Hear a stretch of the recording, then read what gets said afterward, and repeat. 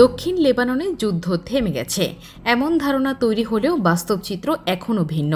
সীমান্ত জুড়ে এখনও চলছে বিমান হামলা, ড্রোন অভিযান এবং বিচ্ছিন্ন গোলাবর্ষণ।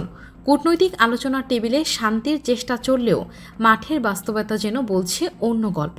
এমন পরিস্থিতিতেই আবারও বড় ক্ষতির মুখে পড়েছে ইসরায়েলি বাহিনী। ইসরায়েলি সংবাদ মাধ্যমের তথ্য অনুযায়ী দক্ষিণ লেবাননের মাজদাল জুন এলাকায় একটি বিস্ফোরণে অন্তত 2 ইসরায়েলি সেনা নিহত হয়েছেন।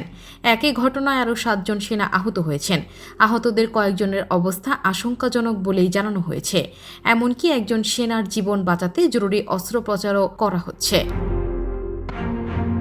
প্রাথমিক তথ্য বলছে, সেনারা একটি ভবনে প্রবেশ করার পর সেখানে আগে থেকে পেতে রাখা ইম্প্রোভাইজড এক্সপ্লোসিভ ডিভাইস অর্থাৎ আইইডি বিস্ফোরিত হয়। মুহূর্তের মধ্যেই ভবন জুড়ে ছড়িয়ে পড়ে ধ্বংসস্তূপ। বিস্ফোরণের তীব্রতায় ঘটনাস্থলেই প্রাণ হারান 2 সেনা। নিহত ও আহত সেনারা সবাই ইসরায়েলি সেনাবাহিনীর 55তম ব্রিগেডের সদস্য বলেই জানানো হয়েছে। ঘটনার পরপরই পুরো এলাকা নিরাপত্তা জোরদার করা হয়। নিহত ও আহত সেনারা সবাই ইসরায়েলি সেনাবাহিনীর 55তম ব্রিগেডের সদস্য বলেই জানানো হয়েছে। ঘটনার পরপরই পুরো এলাকায় নিরাপত্তা জোরদার করা হয়।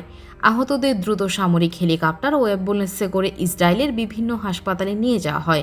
ইসরায়েলি গণমাধ্যম জানায়, একটি সামরিক হেলিকপ্টার সরাসরি হাইফার রামবাম মেডিকেল সেন্টারে অবতরণ করে আহতদের চিকিৎসা করানোর জন্য।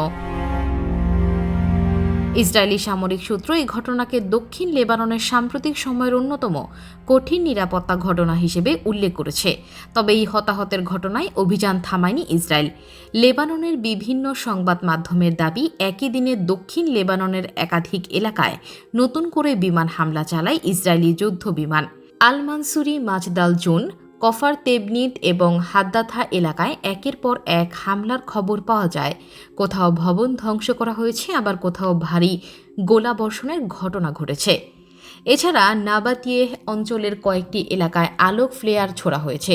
সীমান্ত সংলগ্ন কিছু এলাকায় বুলডোজার দিয়ে মাটি সমান করার পাশাপাশি ভারী অস্ত্র নিয়ে তল্লাশি অভিযান চালানোর খবরও প্রকাশ করেছে স্থানীয় গণমাধ্যম।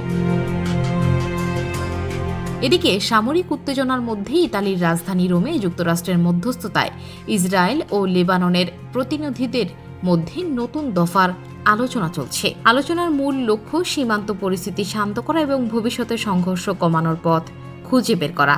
তবে আলোচনার টেবিলে অগ্রগতি হলেও বাস্তবে হামলা থামছে না। ফলে যুদ্ধবিরতি কার্যকর হওয়ার সম্ভাবনা নিয়ে নতুন করে প্রশ্ন উঠেছে।